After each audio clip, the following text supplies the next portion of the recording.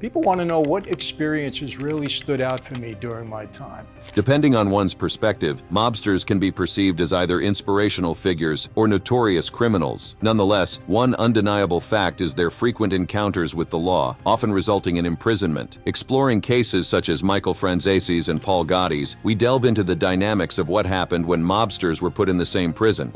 Michael Franzese.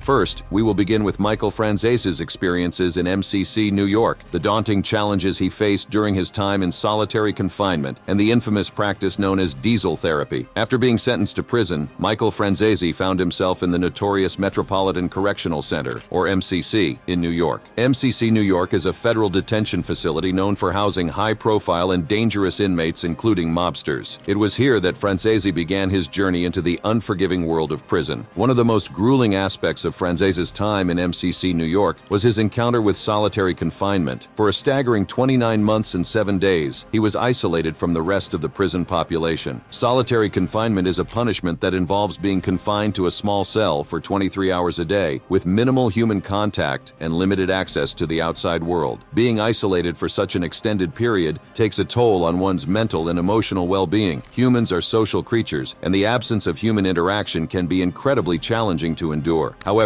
Franzese managed to find ways to cope with the isolation. During his time in solitary confinement, Franzese turned to reading as a source of solace and escape. Books became his companions, transporting him to different worlds and providing a temporary respite from the harsh reality of prison life. Additionally, he found solace in his faith, using prayer and meditation to find inner strength and maintain a sense of hope. While solitary confinement was undoubtedly challenging, Franzese also had to navigate another harrowing aspect of prison life known as diesel therapy. Diesel therapy is a practice where authorities move inmates from one prison to another without giving them time to settle in. This constant movement is intended to crack inmates mentally and emotionally, making it difficult for them to establish any sense of stability. Franzese experienced diesel therapy for several months when authorities were attempting to coerce him into cooperation. This relentless movement from one prison to another can be incredibly disorienting and mentally exhausting. However, despite the hardships, Franzese endured and persevered. At some point, he was taken to Terminal Island, where he encountered something unique. Terminal Island, located in California, became a significant chapter in Franzese's prison journey. This federal prison provided a different atmosphere compared to other facilities he had been in. One of the notable aspects of Terminal Island was the South Yard, where Franzese stayed. The South Yard offered more freedom and the opportunity for inmates to have their own rooms, providing a sense of autonomy within the confines of prison. What made Terminal Island even more intriguing was its location. Situated in San Pedro, right by the water, the prison offered a pleasant distraction from the harsh realities of incarceration. The sight of boats passing by on weekends, with women waving at the inmates, some of which are mobsters, brought a glimmer of joy to an otherwise challenging situation. It was a reminder of the world beyond the prison walls, a world that seemed both distant and tantalizingly close. In this unique prison environment, Franzese had the opportunity to interact with other inmates, some of whom were also involved in organized crime. These encounters could be both tense and unexpected. One incident involved a misunderstanding on the phone, which initially led to a confrontation. However, through communication and understanding, Franzese and the other inmates were able to resolve the issue peacefully, highlighting the importance of conflict resolution even in a high-stakes environment. Additionally, Franzese found himself in a potentially dangerous situation in the law library. However, his ability to diffuse the tension before it escalated into violence showcased his resourcefulness and ability to navigate the complex dynamics of inmate interactions. While Terminal Island provided a unique experience, it also underscored the importance of rehabilitation within the prison system. Franzese firmly believes in the potential for individuals to turn their lives around and become productive members of society. Throughout his experiences in prison, Michael Franzese witnessed firsthand the challenges and complexities of the system. He firmly believes in the need for prison reform, recognizing that punishment alone is not enough to facilitate true transformation. Rehabilitation should be at the forefront, providing inmates with the necessary resources, education, and support to rebuild their lives. Franzese's own journey towards redemption and personal growth has fueled his passion for helping others. After his release from prison, he retired to California and dedicated himself to making a positive impact. He became a motivational speaker, sharing his story and offering guidance to those who may be facing similar struggles. Through his speeches, he aims to inspire individuals to make positive choices and avoid the path of organized crime. In addition to his motivational speaking, Franzese has written several books, including Quitting Fighting the Mob and Blood Covenant, where he shares his experiences and insights into the world of organized crime. These books serve as a testament to his commitment to transparency and shedding light on the realities of a life he has since renounced. Furthermore, Franzese has appeared in documentaries and films about the mafia, using his platform to educate the public about the dangers and consequences of organized crime. He provides commentary on mafia-related topics, offering a unique perspective that only someone with his first-hand experience can provide. Today, Franzese continues his advocacy for prison reform and rehabilitation programs. He believes in the power of second chances and the potential for individuals to turn their lives around. Through his work, he strives to ensure that inmates are given the opportunity to rebuild their lives, find redemption, and become productive members of society. On his YouTube channel, Franzese recounts his prison experience, navigating interactions with fellow inmates, and underscoring the significance of politeness. He emphasizes how maintaining politeness can serve as a powerful tool for ensuring safety, both within the confines of prison and on the streets. According to Franzese, the simple act of being polite and expressing gratitude through a thank you can make a substantial difference and potentially save a person from harm. Michael Franzese found himself amidst a series of brutal incidents that would forever leave an indelible mark on his memory. From witnessing stabbings to fights that spiraled out of control, the walls of the correctional facility held secrets of violence and survival. One particular incident etched itself into Michael's mind during the chow line, where inmates gathered for their meals. It was there that he witnessed a shocking act of disrespect unfold before his eyes. A larger, more aggressive inmate directed his ire towards a smaller Mexican man, pushing him with contempt. But what happened next surprised everyone within prison walls. As the inmates made their way indoors, the smaller man, fueled by anger and a need to defend his honor, seized a heavy-duty mop wringer. With a swift and forceful motion, he unleashed a barrage of blows upon the disrespectful inmate, leaving him battered and humiliated. This incident served as a chilling reminder that in the unforgiving world of prison, disrespect was met with swift and brutal consequences. But the brutality didn't end there. Michael's time in prison also exposed him to other harrowing encounters. From stabbings that unfolded in the shadows to fights that escalated beyond control, the atmosphere was rife with tension and danger. These incidents remind us of the harsh reality that awaited those who dared to cross the line. Just when Michael Franzese thought he had experienced the worst of prison life, a nerve-wracking moment sent shivers down his spine. It all began with a phone call from a reporter at the Daily News, delivering news that would shake him to his core. The reporter informed Michael that an informant had implicated him in a series of serious crimes. The weight of these allegations hung heavy in the air, threatening to tarnish his reputation and freedom. Michael vehemently denied the accusations, asserting that the informant was merely attempting to secure their own release by fabricating stories. From that moment on, sleep became a distant memory for Michael. The fear of walking out of prison only to be immediately arrested for these alleged crimes consumed his every thought. He embarked on a journey of legal research, desperately seeking solace in the knowledge that he couldn't be indicted on a RICO case. However, the looming possibility of facing state crimes continued to haunt him, intensifying the nerve-wracking nature of his situation. As the days turned into weeks, and the weeks into months, Michael lived in a constant state of anxiety. Every step towards his eventual release was met with trepidation, as he anticipated law enforcement waiting to apprehend him. The uncertainty of his future weighed heavily on his shoulders, casting a dark cloud over what should have been a moment of freedom. Finally, the day of his release arrived. With a mixture of relief and apprehension, Michael walked out of prison, his eyes darting left and right, half expecting to be met with handcuffs and the cold embrace of law enforcement. But to his surprise, there was no one waiting for him. The overwhelming sense of freedom mingled with a lingering sense of caution as he silently made his way to the car, eager to leave the prison walls behind. In a bid to savor his newfound freedom, Michael and his family made a stop at Walmart. It may seem like an ordinary destination, but for Michael, it was a moment of pure joy. After years confined within the prison's walls, the simple act of being surrounded by people, the hustle and bustle of everyday life, brought a sense of normalcy and happiness that he had longed for.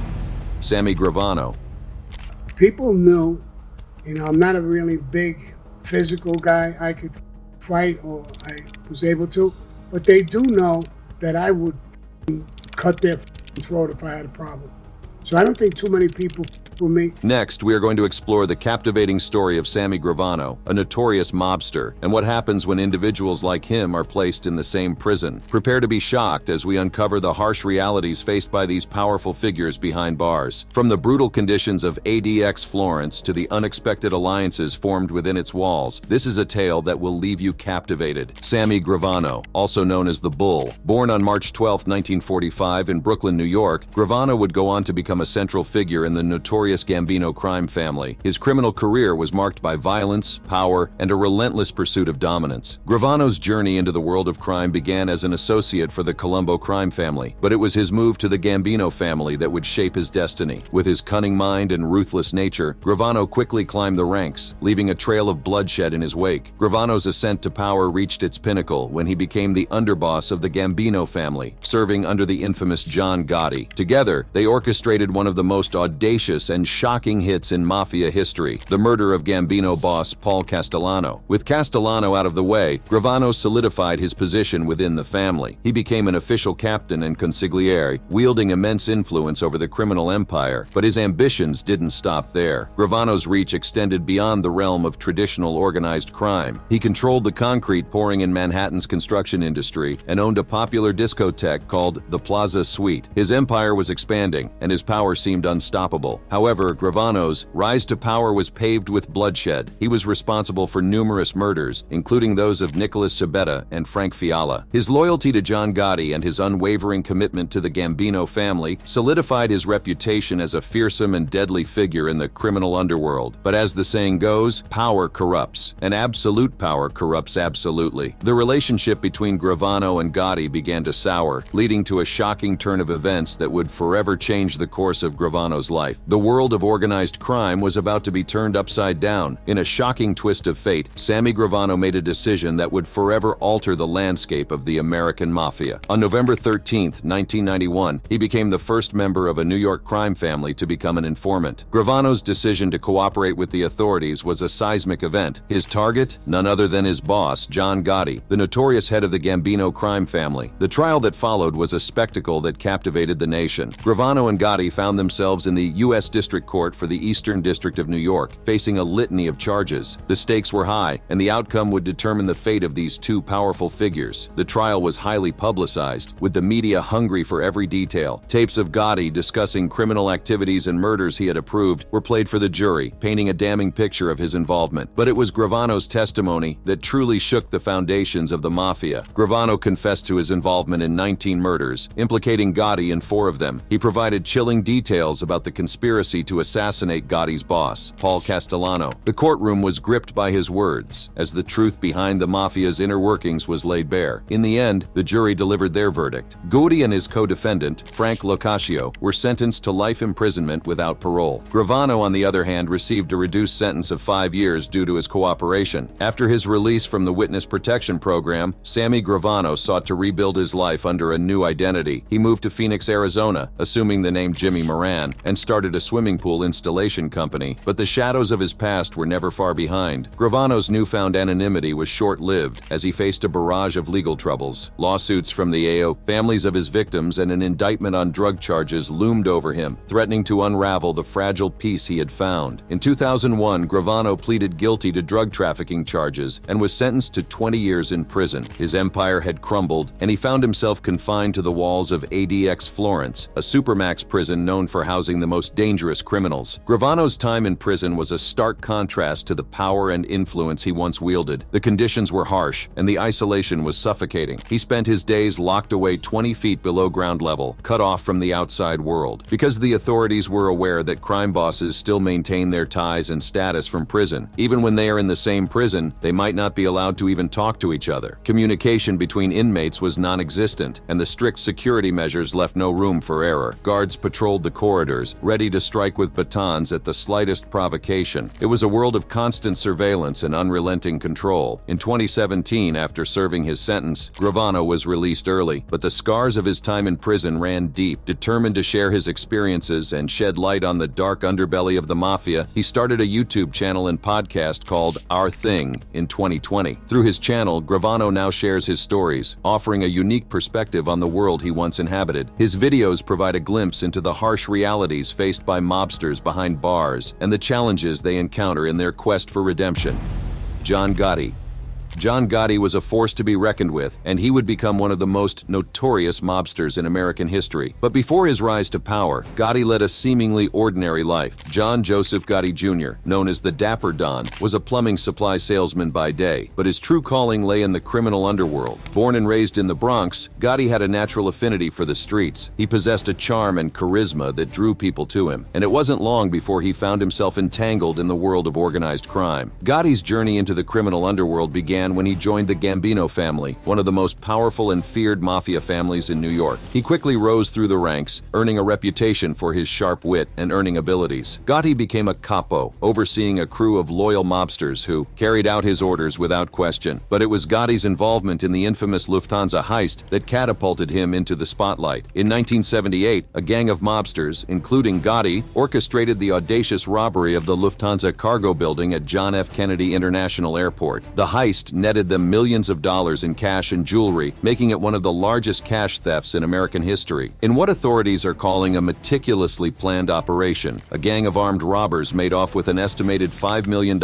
in cash and $875,000 in jewelry from the Lufthansa cargo building at JFK Airport. The daring heist has left law enforcement agencies baffled and the public in shock. The Lufthansa heist brought Gotti and his crew immense wealth and notoriety, but it also caught the attention of law enforcement, who were determined to bring down the Gambino family and its rising star. Gotti's involvement in drug dealing, a cardinal sin in the mafia, put his life at risk. Faced with the prospect of certain death, Gotti hatched a daring plan. In 1985, he plotted the murder of his boss, Paul Castellano, in a move that would forever change the course of his life. Gotti saw Castellano as weak and out of touch, and he believed that eliminating him would pave the way for his own ascent to power. On a cold December night, Gotti's plan was set into motion. Castellano was gunned down outside a steakhouse in Manhattan. Gotti, with blood on his hands, became the new boss of the Gambino family, and his reign of terror was just beginning. Gotti's rise to power coincided with a crackdown on organized crime in New York in the 1980s. The RICO law, which targeted racketeering and corruption, and the relentless efforts of prosecutor Rudy Giuliani posed a significant threat to the leaders of the city's 5 families, including Gotti. The authorities, armed with years of surveillance and wiretaps, gathered enough evidence to bring Gotti to justice. His underboss, Sammy the Bull Gravano, turned state evidence, becoming a witness for the prosecution. Gotti, once untouchable, found himself facing a barrage of charges. And so, John Gotti, the Dapper Don, was confined to a life behind bars. But little did he know that his time in prison would bring about a whole new set of challenges and dangers. After his conviction, John Gotti was sent to USP Marion, a maximum security prison built to house America's most dangerous criminals. As the Dapper Don entered the prison walls, he became a celebrity among inmates, his mafia reputation offering him some protection from the violence that often plagued new arrivals. But Gotti's inflated ego and lack of muscle or backup would soon make him vulnerable to an unexpected threat. It was within the confines of USP Marion that Gotti crossed paths with Walter Johnson, a bank robber serving a 10-year sentence. Johnson, known for his explosive temper, was not intimidated by Gotti's reputation and had a personal vendetta against him. The tension between the two men would eventually erupt into a violent confrontation. The day after their initial clash, Johnson launched a brutal attack on Gotti. The details of the incident remain shrouded in secrecy, as the alleged footage of the assault has never been released to the public. Gotti, left bruised and battered, was questioned about his injuries, but claimed he had simply slipped and fallen. Gotti's explanation did little to quell the rumors circulating within the prison walls. Inmates whispered about the true cause of his injuries, speculating on the possibility of a targeted attack. But Gotti remained tight-lipped, refusing to reveal the truth behind his bruises. In retaliation for the attack, Gotti allegedly made a shocking offer. He reportedly approached the Aryan Brotherhood, a white supremacist prison gang, and offered them a staggering $500,000 to have Johnson killed. The Aryan Brotherhood, founded in 1964 at California's San Quentin prison, was notorious for its violent and racist tendencies. Gotti saw the Aryan Brotherhood as a means to exact revenge on Johnson, to send a message that no one could harm him without consequences. But the hit on Johnson never came to fruition. The reasons behind the failed assassination remain unclear, but Johnson would eventually be released from prison, escaping the fate that Gotti had planned for him. Tragically, Johnson's life outside of prison would be cut short. He met a violent end, shot by a police officer and later stabbed multiple times while incarcerated. The circumstances surrounding his death only added to the intrigue and mystery surrounding the events that unfolded within the prison walls. While Gotti's time in prison had been marked by vulnerability and failed attempts at revenge, his reputation as a mobster remained intact. The public still held a fascination with the man who had once ruled the criminal underworld, but as Gotti's health declined, his days of power and influence were coming to an end. In 2002, John Gotti, the Dapper Don, passed away from complications of throat cancer. His death marked the end of an era, the final chapter in the life of a man who had once been feared and revered. But Gotti's legacy would live on, forever etched in the annals of organized crime. Gotti's funeral was a spectacle, drawing crowds of mourners and media attention. The once powerful mobster was laid to rest, surrounded by his family and loyal associates. But as the world said goodbye to John Gotti, questions lingered about the true extent of his criminal activities and the impact he had on the criminal underworld. Gotti's life and crimes had captivated the public's imagination, inspiring books, movies, and countless stories. His rise to power and subsequent downfall had become the stuff of legend. But the truth behind the man and his actions remained shrouded in mystery. The world of organized crime had changed since Gotti's heyday. The crackdown on the mafia, the RICO law, and the efforts of law enforcement had dismantled the once powerful families. Gotti's conviction and subsequent life in prison were a testament to the relentless pursuit of justice. Gotti's death marked the end of an era in organized crime, but the legacy of the Dapper Don would forever be intertwined with the history of the mafia. His larger-than-life persona and his audacious rise to power had left an indelible mark on the criminal underworld. As the world moved on from the reign of John Gotti, the criminal underworld continued to evolve. New leaders emerged, new alliances were formed, and the cycle of violence and power persisted. However, the legacies of these men will live on.